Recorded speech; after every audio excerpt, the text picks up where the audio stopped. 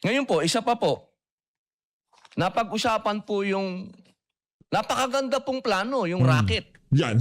Ako po'y natutuwa dyan dahil nung bata ako, ako din po ay tagahanga nung lumanding ang rocket sa moon, yung mga ganyan, yung ito pong kailan lang, umikot yung... Ano po yan eh?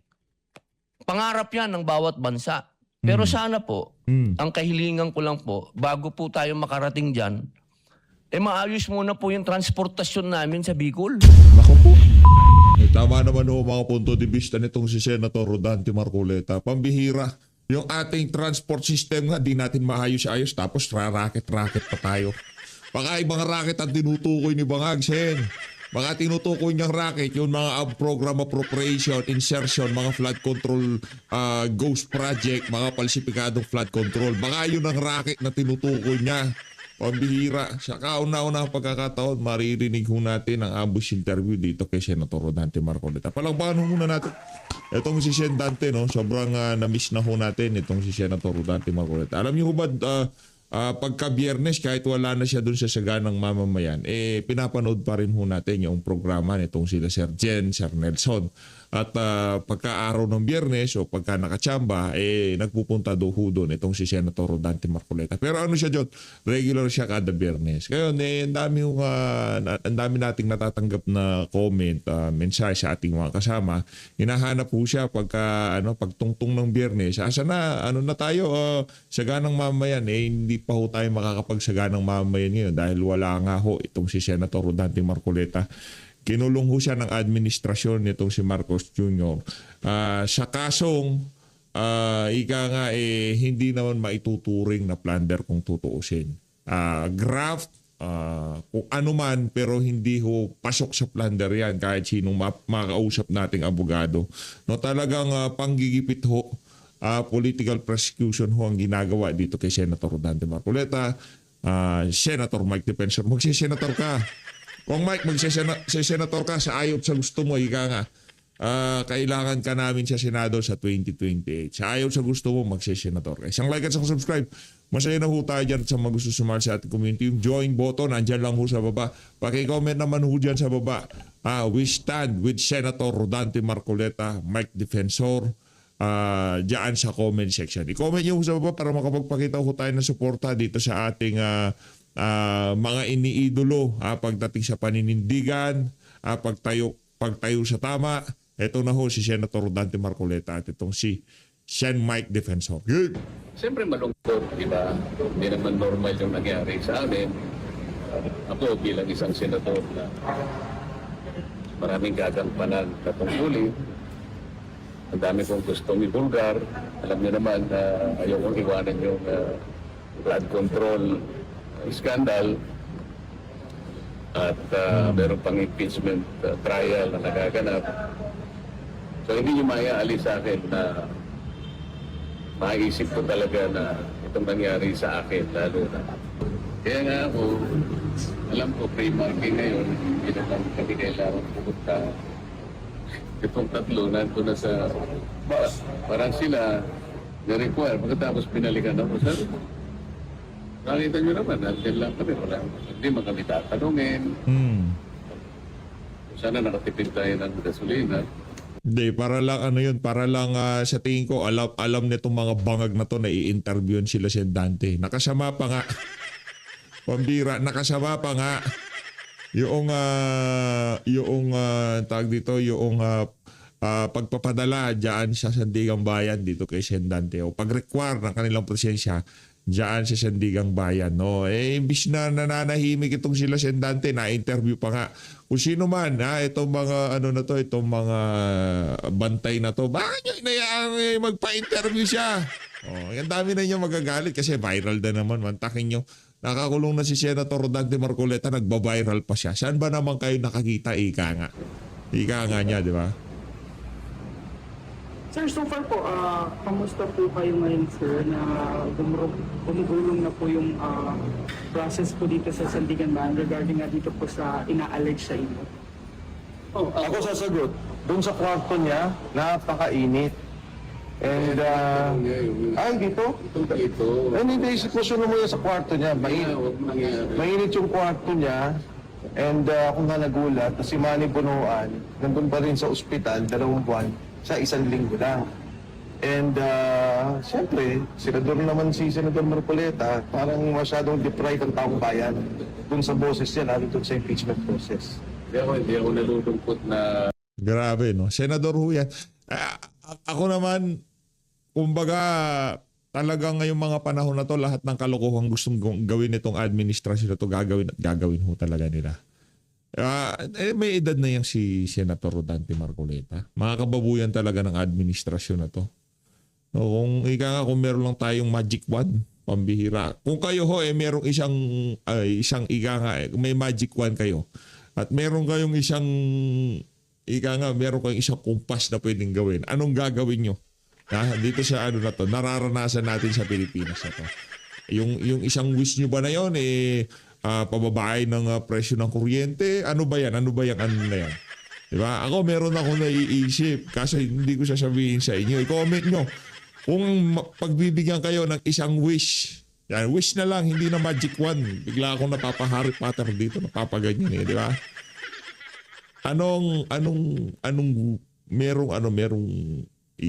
Merong binigyan kayo ng isang hiling. Ano yung hiling na yan? Comment nyo sa baba. Ako meron akong hiling. Yung hiling ko talagang matindi yung kahilingan ko. Pagka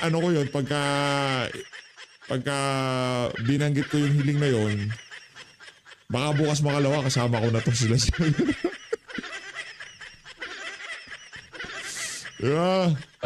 kalagayan namin ay ganito. Kung makikita niyo yung suit-suit namin, nakalagay PDL, alam na ninyo ibig sabihin doon. People deprived of liberty. Persons deprived of Persons Super. Siyempre malungkot, di ba? Hindi naman normal yung nangyari sa amin. Ako bilang isang senador na maraming gagampanan na tungkulin. Ang dami kong gustong ibulgar. Alam niyo naman na ayaw kong iwanan yung flood control scandal. At meron pang impeachment trial na nagaganap. So hindi niyo maaalis sa akin na maisip ko talaga na itong nangyari sa akin lalo na was politically motivated.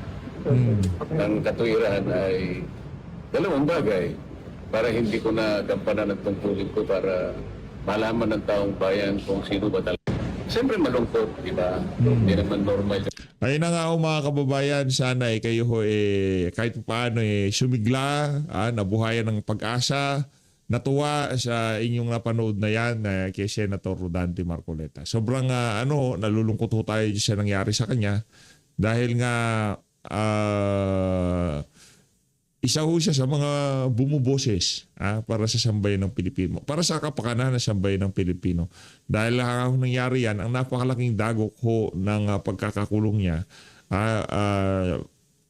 para marinig, sa bagay, nagbibingi-bingihan o para mailabas ang saloobin ng sambayanan. Yun lang ho talaga.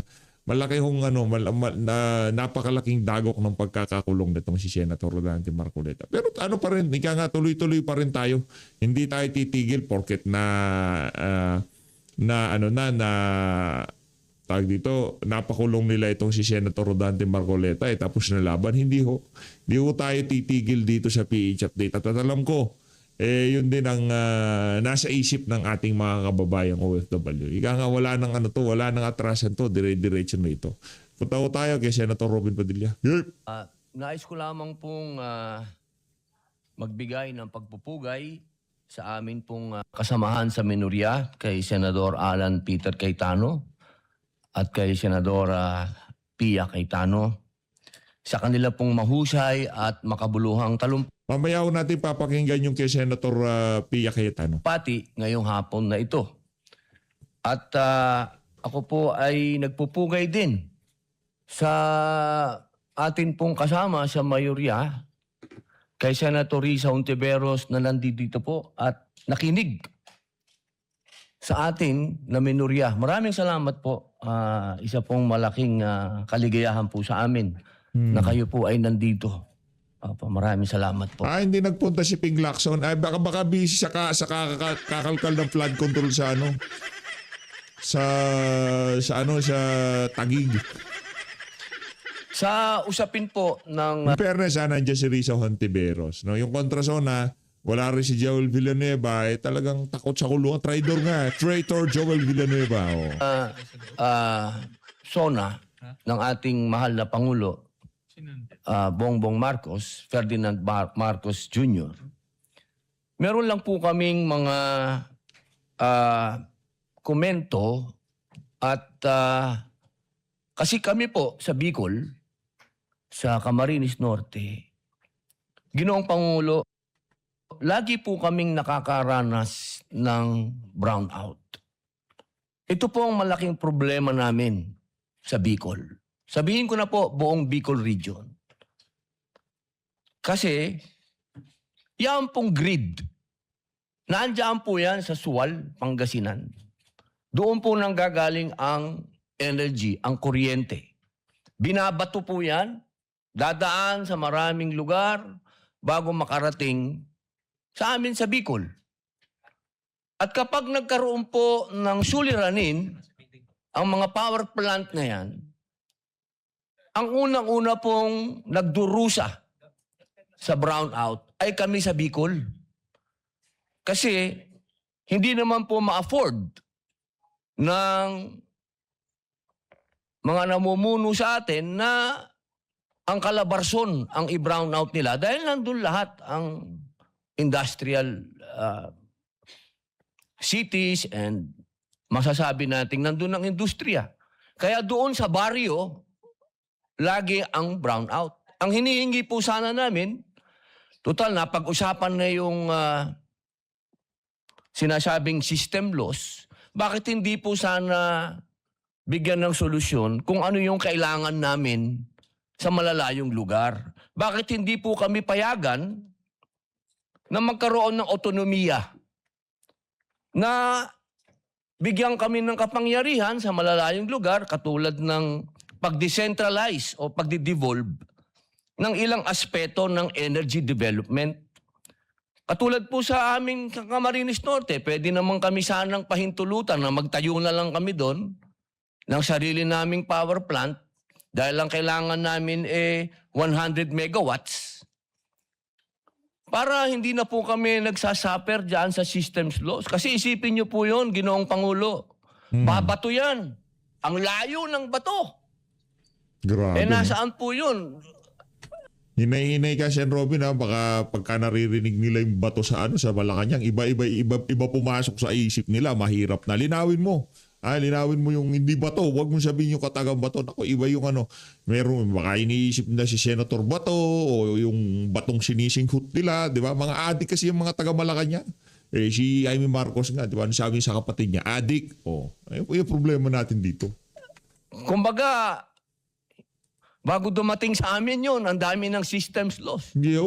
Kaya sana po, magkaroon po din ng programa tayo o ng mga panukala na magkaroon na po ng otonomiya ang mga malayong lalawigan na kami na yung magtayo ng aming power plant at sana po nakikiusap kami na yung hinihingi naman ng gobyerno na mga tinatawag nilang requirements, wag paikliin naman po nila. Paiksiin naman po nila. 2014 pa po ng Camarines Norte nilalakad magkaroon ng power plant doon. 2026 na hanggang ngayon, hindi pa rin po kami tapos sa requirement. Ito po yung mga masasabi po natin, Ginoong Pangulo, na pangmatagalan yung mga totoong solusyon na pwede po sana nating tignan. Ngayon po, isa pa po, napag-usapan po yung napakaganda pong plano, yung rocket. Yan. Ako po'y natutuwa dyan dahil nung bata ako, ako din po ay tagahanga nung lumanding ang rocket sa moon, yung mga ganyan, yung ito pong kailan lang, umikot yung... Ano po yan pangarap yan ng bawat bansa. Pero sana po, ang kahilingan ko lang po, bago po tayo makarating dyan, maayos muna po yung transportasyon namin sa Bicol. Nako po. Alam niyo po, Ginoong Pangulo, hanggang ngayon, 12 oras po ang papunta sa aming lugar. Ano ho nun yung tipong pinakasimpleng analogy, paano ba? Yung sira-sira yung bahay nyo, yung pagka umuulan, butas-butas yung bubungan ninyo. Ngayon, nung nagkapagkakataon ka na dapat na isaayos muna yung bahay mo, ang ginawa mo, bumili ka ng kotse. O hindi naman kaya, di ba, merong sira-sira yung bahay mo, tapos nagkaroon ka ng 50,000 o 100,000, imbis na paggawa mo yung bubungan mo, bumili ka ng iPhone 17 Pro Max fully paid. Di ba? Ganun eh. Imbis na ayusin mo muna yung problema ng bahay mo, dahil nga pasikat ka, bida-bida ka, di ba? Ano ka yung tipong para lamang may iyabang ka sa mga sa mga antag dito, social climber ka, di ba? Oh. Bumili ka ng iPhone 17 Pro Max fully paid. Ha? Ngayon, yung bubungan mong butas-butas pagka umuulan, nakikita ng mga kapitbahay mo, bumabaha sa loob ng bahay mo. Di ba nakakahiya yun? Inuna mo pa yung iyong iPhone 17 Pro Max fully paid kaysa yung sa bubungan mo. Yun eh. Yun ang ginagawa ni Marcos Jr. Mga walang kwenta yun.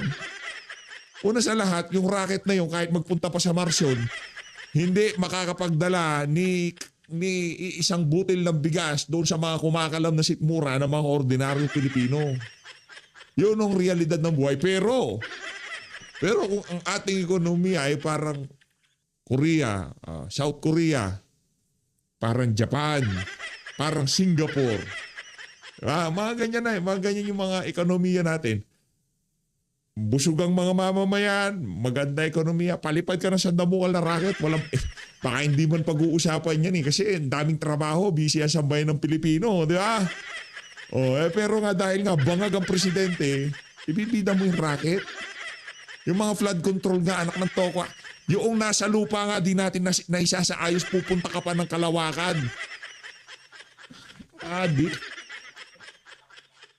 Yung pong train, buti pa po nung bata ako, may train kami papuntang Bicol. Bicol Express, Ngayon po, wala na po kaming pag-asa yatang magkaroon na ng train.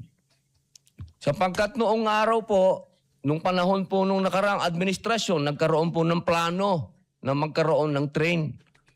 Nawala na naman po yan, Ginoong Pangulo. Sana po, mabigyan natin ng atensyon na bago tayo mapunta sa racket, magkaroon din tayo ng bullet train. Alam niyo po, sa Indonesia may bullet train na. Correct. Ito pong mga ganitong pangarap, kaya po nating abutin. Kaya yan. Kagad. Ito po yung gusto natin na maibigay sa mga katulad po namin na nasa malayong probinsya. Sablay ho yung racket ni Bangag. Di ba? Sablay yung racket niya. Isa pa po, Ginoong Pangulo, narinig ko po kayo. Ito po yung unang narinig natin nung 2025 SONA. Yung patungkol po sa FOI, yung patungkol po sa fake news, Yan. Fake yung news, patungkol number 1 po yan. sa pagbibigay natin ng proteksyon sa kabataan sa pamamagitan po ng sa inyo ko po narinig din yan, Ginoong Pangulo. Yung mga kabataan po kung po pwede 16 pababa, wag na po nating pabayaan na gumagamit pa ng social media. Ito naman po practice na sa ibang mga progresibong bansa. At isa pa po, yung krimen na nagagawa po ng mga minor de edad, Ginoong Pangulo, ito po harap-harapan na. Kaya sana po, kung tunay na gusto nating harapin, dahil lang narinig po natin sa mahal na Pangulo, partner niya ang komunidad sa pagharap sa krimen. Paano pong magiging partner ang komunidad kung wala po tayo mga batas na susuporta para maging kapartner ang komunidad? Yung Yun lamang po, Ginoong Pangulo. Maraming salamat po. Cayetano. Thank you, Mr. President. Ang haba ng kwento ni tatay sa anak niya. Pero thank you, Senator Alan, for that. Ako naman, sa mata ng isang nanay. So, I was a young mother, like Camille, when I first became a senator in 2004. And ang dami ko na rin natutunan, ang dami kong sakit ng ulo, ang dami kong joyful moments in my job. My two daughters who were then 5 and 9 are now grown-ups, and my son is now 16. So, I have come to believe that the true measure of progress is not in labels or statistics alone, but in whether our children are healthier, safer, better educated, and equipped with opportunities to succeed in this life, the life na tayo naman ang gumawa para sa kanila. A few weeks ago, the World Bank upgraded the Philippines to an upper middle income country. Paano ba ang visualization natin pag sinabing upper middle income country na tayo? Seriously, dear colleagues, indulge me, close your eyes, and imagine what that country looks like. So I had more time to think about it, so I don't have to close my eyes, but really I challenge you. Di ba ang naiisip natin, blue skies, parks, happy family, right? That's always the vision. Happy family, grandparents, everybody healthy, parents that can provide for their children, 3 meals on the table, kaya umuwi ni tatay o ni nanay ng matinong oras na hindi naubos yung panahon niya dun sa traffic na 4 na oras na hindi siya makasakay dahil maayos ang transportation system, o kung sa probinsya man sila nakatira, meron man lang, katulad ng sinabi ni Senator Alan, may tren man lang doon, may bus, kung ano man, pwedeng mag-enjoy ng weekend. May mga sidewalk, bike lanes, park. Parents are watching their kids play sports or watching their kids perform in a concert. Di ba yan ang magandang weekend?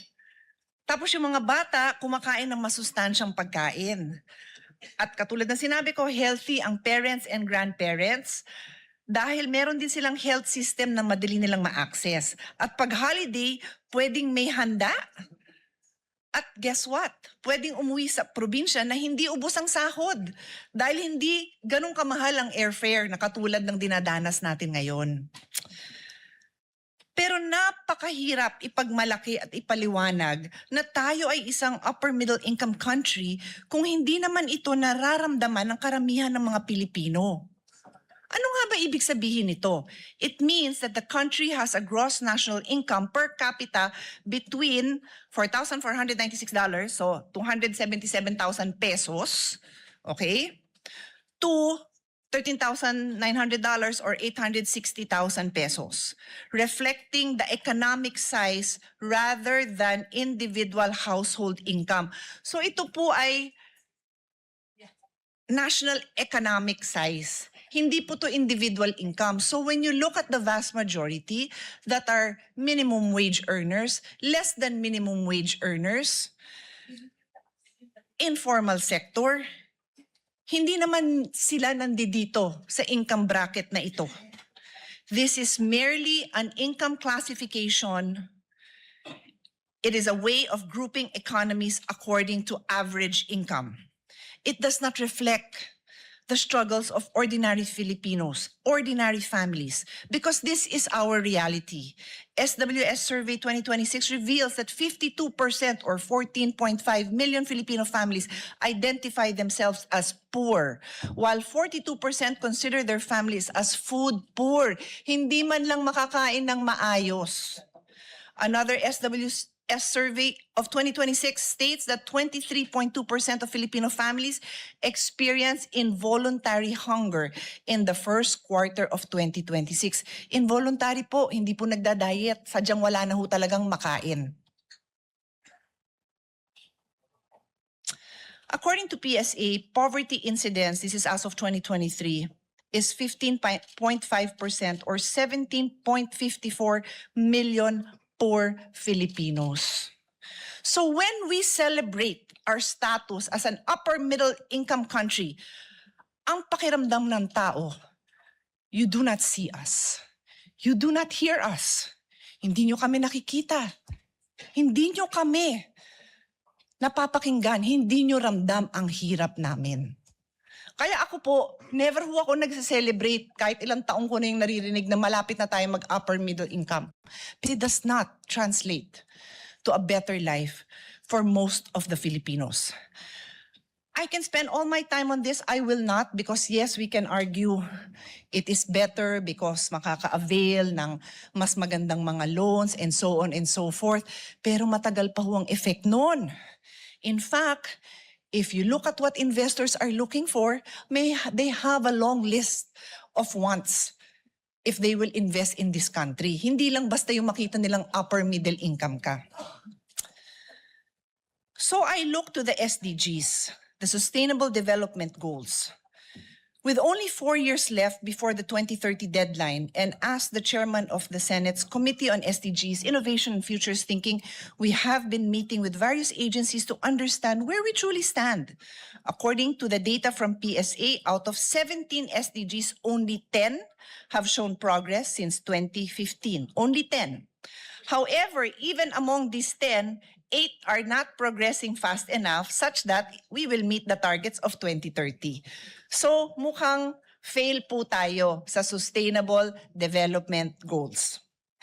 Even more concerning is that 2 goals are actually moving backwards. These are the SDG 3 on good health and well-being and SDG 11 on sustainable cities.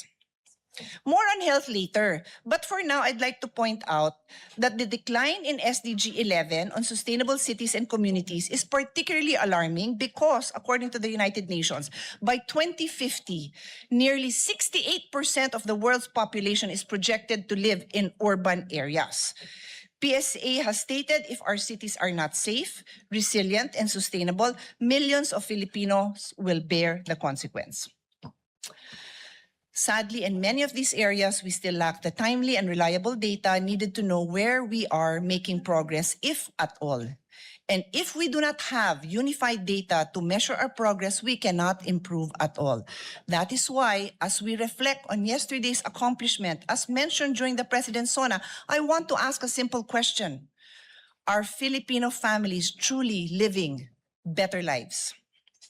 On health, we welcome the President's emphasis on preventive care, the expansion of YAKAP and Gamot, and the implementation of zero balance billing. These are important steps which I have also supported through the years. These are also aligned with the SDG goal number 3. But the true measure of universal health is whether every Filipino can obtain timely and quality care without being pushed into debt. On universal health care, it is anchored on the following pillars: preventive care, equipped health facilities, adequate health professionals, and sustainable funding. Without this, it remains a vision. Vision lang po, pangarap lang po, hindi reality. On PhilHealth and the Syntax and PCSO and PAGCOR collection, we recognize the full allocation of Syntax revenues to PhilHealth in the 2026 General Appropriations Act. I thank the now Senate President for supporting our push for this to happen. First time in many, many, many years. Despite this development, however, PhilHealth has still been deprived of over, listen to this, dear colleagues, over 292 billion in earmarked and unreleased funds. Pera po ng PhilHealth yan. 113.44 billion pesos is the unallocated Syntax collection from 2023 to 2025. May slide po tayo. Tingnan po natin. In 2023, the Syntax earmark for PhilHealth was 83.90 billion. Ang nasa NEP is 79 billion. Ang nasa GAA is 79 billion. So kulang ng 4.90 billion. Parang maliit lang naman. In 2024, 79.01 billion pesos ang earmark. Ang nasa NEP ay 80.28 billion pesos. Ang nilagay sa GAA is 40.28. Kulang ng 38.73 billion pesos. And in 2025, 69.81 billion pesos ang Syntax earmark. Ang nasa NEP po ay 53.13 billion. Ang nasa GAA, 0. And so, ang unallocated sin tax in the final, ang kulang po is 69.81 billion for a total of 113.44 billion. Nasaan na po yan? Pera po yan para PhilHealth, para sa pagpapagamot sa ating taong bayan. Now, this is only the unallocated sin tax collection. Meron pa ho yan sa PCSO and PAGCOR. Ang sa PCSO and PAGCOR naman, ang PhilHealth share ay dapat 119.80 billion. Ang na-reflect sa GAA is 42.34 billion pesos. Ang kulang is 77.46. Na-release po ba yung 42? Kulang na nga ng halos kalahati. Hindi pa na-release. Zero ang na-release. 0. Finally, yung sa unreleased appropriation, 2023 and 2024. Alam ko po ito, hindi po ako expert naman, hindi po ako nagme-memorize ng numbers, pero familiar po tayo dahil tayo po ang nag-defend ng budget ng health for these years. Ang unreleased appropriation, meaning na-appropriate na, nandyan naman nakalagay, 101.43 billion, never na-release. And that is why the total amount due is 292 billion pesos, almost 1/3 of a trillion. So nagtataka tayo, pinagmamalaki, 3 million ang nakinabang sa zero balance billing. Baka naman kung na-release to, baka naman 10 million ang nakinabang sa zero balance billing, hindi ho ba? Kailangan kompleto po ang figures natin kasi baka naman hindi nire-report sa presidente ang katotohanan. Hindi ho fair yun. So if PhilHealth received the funds that are legally mandated to collect, they could have reduced out-of-pocket expenses of Filipino patients. Yung nilalabas sa bulsa ng Pilipino, nabawasan sana. Pwede rin ma-expand ang benefit packages dahil maraming package hindi covered. Malalaman mo na lang, ay hindi pala covered yung sakit ko. Ay yung ganito palang klase. Sorry, hindi kasama. At yun din pong premium subsidies for indirect contributors na laging kunukulang katulad ng mga indigent and senior citizens makokompleto. So, out-of-pocket spending and zero balance billing. Access to healthcare must also include protection from financial hardship. In 2024, sabi, 42.7% of Filipino household pay 42.7% of the country's current health expenditure. So meaning, labas ng pocket nila yung 42.7% ng gastos. Ano ba yung standard? Well, WHO says to achieve universal health care, a country's citizens should only be paying around 15 to 25%. So ang goal is 15 to 25. Di naman zero. Siguro kung upper income na tayo, baka 0 na. Pero ang goal lang naman is hanggang 50 to 25, 42 po tayo. So sobra-sobra pa ang ina-out of pocket ng kababayan natin. Siyempre, kung mahirap ka, wala ka talagang pangbayad. So, I'll take time to share this story. I've shared it before, but it is worth sharing again. There's this place that I frequent when I need to be inspired. It's called the Tuloy Foundation, where Father Rocky and his team take care of either orphan children or children who are in need of a safe home. Many of their children come from Mindanao, where their families, their villages are in conflict with the law. Anyway, and they also support street children. So there was 2 boys who were there. And the older boy, 2 brothers. The older brother was maybe 11 or 12. And his younger brother is probably 6. Duling yung kanyang kapatid. So, pinakilala sa akin ni Father Rocky. And then, sabi ni Father Rocky, oh, ayan, sabi ni Senator Pia, sasamahan ka daw niya para magpatingin, para yung mata mo magamot na. Tapos sabi nung kuya, hindi sumasagot. I would have thought na, yay, di ba? Parang maayos na yung paningin ng kapatid ko. Hindi sumasagot si kuya. So, I was like, oh, ayaw mo ba? Hindi naman masakit. Tsaka okay yan. May bayad ho ba? Kasi wala akong pera eh. Imagine an 11-year-old. Immature in many ways, but mature enough to know wala silang pambayad. So, that is the state of the nation. For many children, for many families. The president reported that the expansion of zero balance billing, which he said already benefited nearly 3 million patients. He mentioned that in his statement. That was already mentioned last year. And it took a week or even longer for the then Secretary of Health to explain that this only applied to DOH hospitals, DOH hospital wards. So meanwhile, the LGUs all over the country nataranta kasi syempre, yung mga constituents nila pupunta sa LGU hospital, nag-e-expect ng zero balance. Hindi naman available ang zero balance doon kasi kaka-launch lang ng program. So yun nga, it took a few weeks, finally, na-clarify na DOH hospital wards lang. Inulit po ngayon. Naiintindihan ko po yun, dumadaan po tayo sa, ano ba tawag doon, pag tinetesting pa natin yung program, piloting pa lang. Naintindihan ko po yun. Pero ito yung reality natin. Out of more than 1,200 government and private hospitals nationwide, zero balance billing is available in only 87 DOH-run facilities and 4 GOCC specialty hospitals and 6 LG hospitals that are now being piloted. So wala pang 100. So 1,100 other hospitals do not have zero balance billing. Again, hindi naman kailangan agad-agad, but i-announce natin to eh. Iklaro natin kung ano yung state of the nation natin. More than 1,100 hospitals do not have zero balance billing. So, these are the details.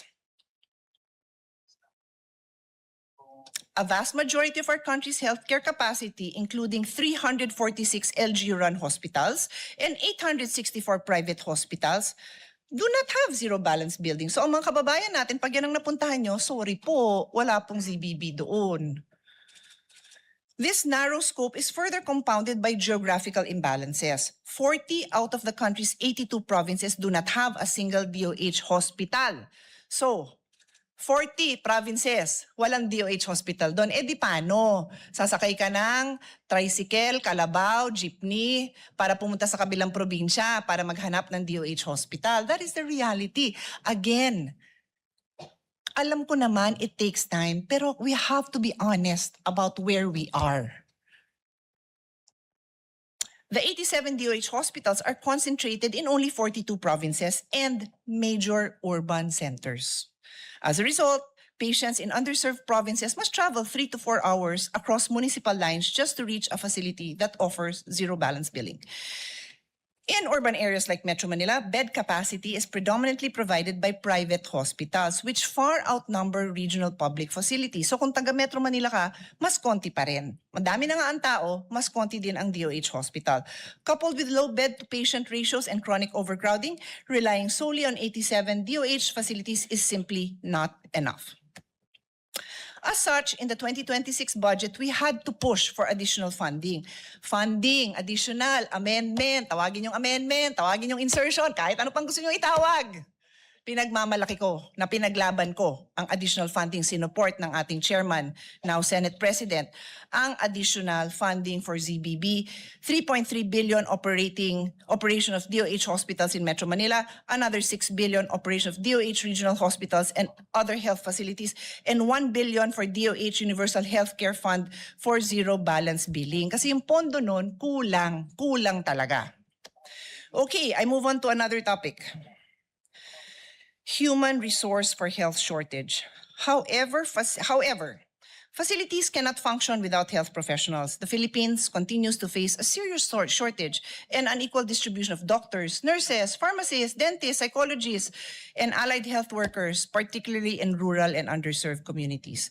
WHO estimated a domestic shortfall of around 200,000 health workers, while approximately 1/3 of licensed Filipino health professionals are working abroad. Mag-aral dito, naghanap na ng ibang future sa ibang bansa.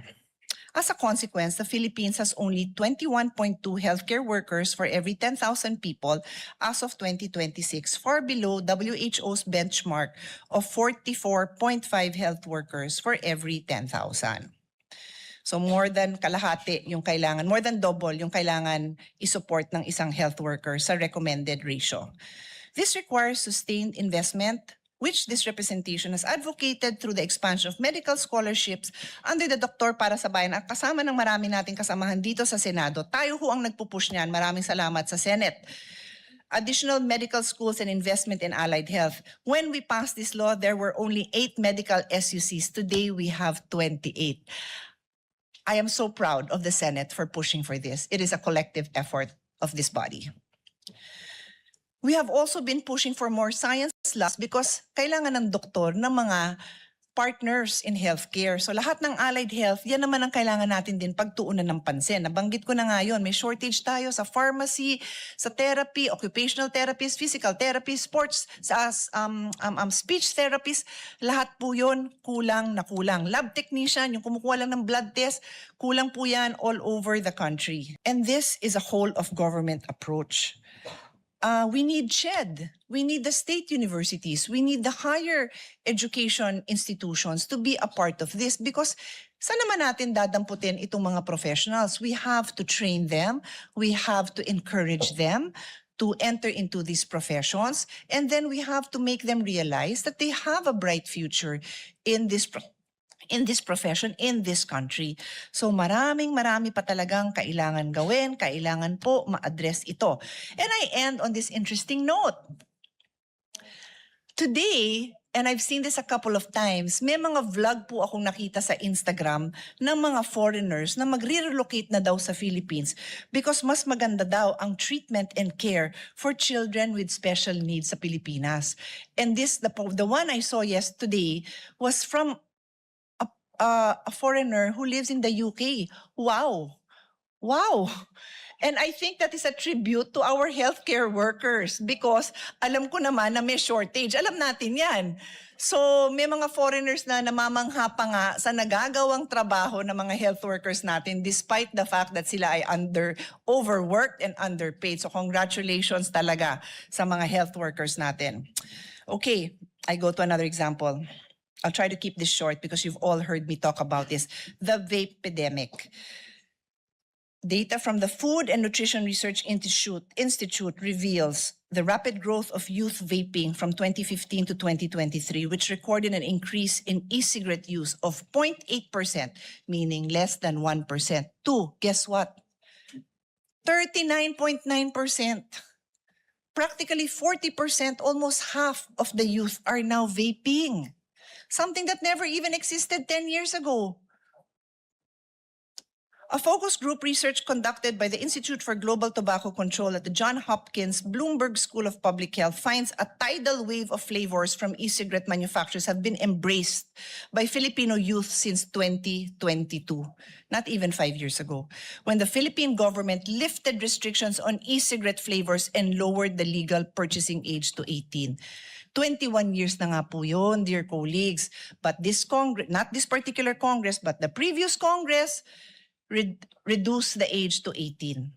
Why? I do not know why. The US FDA, this is interesting, dear colleagues. I reported many times that the US FDA has rejected 55,000 flavors in the US because unhealthy yung flavors. I researched again. 1 million flavors na ang na-reject ng US FDA sa mga nag-a-apply na magbenta ng flavored e-cigarettes sa US. Ang Pilipinas, ilan ang na-reject? Sige nga, isipin natin. 1,000 applications kaya? 5,000? Ang nireport is that they have rejected certain applications because of the flavor descriptors. Because it violates a provision in the law that we have na bawal mag-describe ng fruit flavors, bawal din mag-describe ng dessert flavors. So na-reject yun because of the way it was described, not the content of the vape. So good luck sa mga nagve-vape, sa mga magulang na pinapayagan nyo ang anak niyo nag-vape o hindi nyo alam na nagve-vape dahil hindi po tested yung mga products na yan. Pwedeng lason ang vini-vape ng mga anak natin dahil hanggang ngayon wala pang natitest. Dahil binigay ng Kongreso ang power din sa DTI na wala namang kakayanan ng DTI at hindi naman nag-aabala. For whose benefit? For the benefit of the vape manufacturing companies, many of whom are the same cigarette companies. That is the state of our nation. vape promotional events using celebrities and endorsers and giveaways are still rampant and these are not allowed. Pero nangyayari pa rin. So I move on. Teenage pregnancy. I welcome the President's recognition of teenage pregnancy as an urgent national concern. When we fail to protect our youth from early pregnancy, we deprive them of a future. Napakahirap po ng problemang ito, Mr. President. And I intend to work with our colleagues who will be supporting clear measures on this. On sports, nako, napakasaya ko na nababanggit po ang sports. Aside from Kaloy Yulo, aside from Alex Ayala, nabanggit din po ang Philippine women's football team who made it to the World Cup 3 years ago and are going again next year. We're so proud. We're so proud. But it's not enough that we say that we are proud. We must invest in these young people. When does the investment happen? Not after they won, when they are training. So every year, and I don't know how many of our colleagues, but I know there's quite a few of us here who receive requests from our Philippine Sports Commission, from Philippine Olympic, from the various NSAs asking for support for the grassroots talent that they have identified. They need to train. They need to compete. They need facilities to be able to improve. I am a true believer that sports can change life. And I want to take this opportunity to thank the families, the private sector, the LGUs, and the coaches behind the success of all these athletes. Many of them are responsible for the success of these athletes. And we will never know who they are. So government can stand up. Wag lang natin palakpakan pag nandyan na. Tulungan natin habang hindi pa sila nadidiscover, habang hindi pa sila sikat. Education. I laud this year's education budget, truly a record-breaking 1.35 trillion or 4.4% of GDP. It finally meets the UNESCO recommended benchmark of 4 to 6%. But not much was said about it during the President's SONA. And at the proper time, we would be happy to expand on this because much progress has been made, but there are still a lot of work to be done. Classroom shortage is still there. Teachers' workload, alam na alam ng Senate President natin yan dahil siya po ay chairman ng committee natin ng basic education dati. Itong guidance counselor, I am proudly in a very early supporter of the need to figure out what we can do about this. And we now have 10,000 new school counselor associates, but it is still a far cry from the number we need. So we need to still find ways to attract even more young people to enter into this field. Sadly, natawag pa tayong bullying capital of the world. Sana hindi naman totoo, pero we still have to be conscious na may ganon at hindi tayo pumayag na manatili itong sitwasyon na ganito. Early childhood care and development, very close to my heart. I was blessed to grow up with a mother who specialized in early childhood education. And all the experts tell us how important this is. Every barangay needs at least one functioning child development center for early education, health, nutrition, and social development services. Coordinated po iyan. So much more has to be done, Mr. President, so much more. Sama ko na dyan ang inclusive education. The same gap between policy and practice show up in inclusive education. We have a law. This must be fully implemented so learners with disabilities get trained teachers, proper assessment, accessible facilities, and individualized support, not inclusion on paper alone.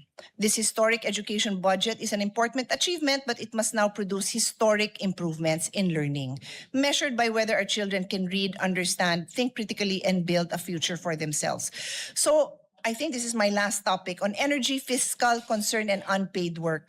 Energy and fiscal concern, Mr. President, I fully support energy security, particularly the natural gas discoveries at Malampay. I'm a big supporter of indigenous supplies. Kailangan po yun. And also na matanggal na po ang systems losses that are being charged to our consumers. Importante po yun. I also recognize administration's initiative to increase the annual personal income tax exemption. Mr. President, nahiring na po natin ito nung tayo ay chairman ng Committee on Ways and Means. Pwede na ho itong ituloy-tuloy para maging law na to para sa mga kababayan natin nagsisipag at nagtatrabaho. There will be a higher threshold now for tax exemption. We also support the exemptions for small businesses. There were specific measures mentioned, but perhaps we can even improve on that and provide more support. On unpaid care work, Mr. President, this is SDG 5 on gender equality. Let me remind everyone that in the world, not just in the Philippines, women contribute many hours of unpaid work. In the Philippines, the Philippine Institute for Development Studies says that on average, a Filipino woman spends 28 hours a week on unpaid care work. So para na siyang full-time employee sa family. Is that wrong? No, there's nothing wrong with that. It is an amazing job. It is my favorite job. But it is unpaid work. So for many women, wala na silang maibang mapagkakitaan kasi dito na nila binuhos yung oras nila. And then they are not even recognized as contributing to society. Hindi man lang nabibilang as part of GNP yung napakahirap na trabaho nila. In other societies, binabayaran yun. It's either ikaw ay child care provider for senior citizen, provider for somebody who's sick. But for women, most do not get paid for this work. This is something that is a worldwide problem, and maybe the Philippines can finally do something about it, Mr. President. So, I move on to another topic, water situation. I welcome the President's continued commitment to irrigation, water security, and disaster preparedness. On water security, this is a pressing issue. The DNR reported that about 40 million Filipinos still lack access to a reliable water supply. The PIDS reports that 12.4 million remain without safe water. In the hearing I had, not in this Congress but in the last Congress, ang layo pa natin, Mr. President. Ang layo pa natin. We must work double time on this issue, Mr. President. Now, the link to food security is also clear. Farmers are the first to suffer when irrigation is weak or water is scarce because agriculture depends on water for planting, growing, and harvesting. Our colleague, Senator Aimee, might be sharing more about this. We have a lot of experts here, Mr. President, Senator Aimee, Senator Kiko. I leave it to them to elaborate more on this, but I join them in their passion to uplift the lives of our farmers. Reports in June 2026 show that 8 major Luzon dams are still receding, including Pantabangan, falling far below its normal levels. Mahirap po yan, Mr. President. Mahihirapan tayo sa agriculture natin, mahihirapan po ang mga farmers natin. That is why irrigation and water security must be treated as a core development investment and not a side program. Using strategic foresight and futures thinking, we must plan ahead by improving climate data, water monitoring, irrigation systems so we can prepare for shortages before they happen and protect families, livelihood, and food security. Sa ibang bansa nga, siguro yung sa mga upper income, middle income countries, talagang they rely po on foresight and futures thinking. They do. They use AI, they use technology to help forecast and to help their farmers. Di ko alam kung nagagawa po natin yon. Sana naman, for one of the poorest sector in this country, dun tayo magbuhos ng atensyon sa kanila. In closing, it is my hope that by the time we begin the budget process, we will be able to provide all committee chairpersons with the detailed data and agency reports needed to guide their deliberation. Ito po yung mga SDG reports, yung mga indicators, so that our budget priorities are anchored not just on needs, but on measurable progress towards our SDG targets. Maraming salamat po.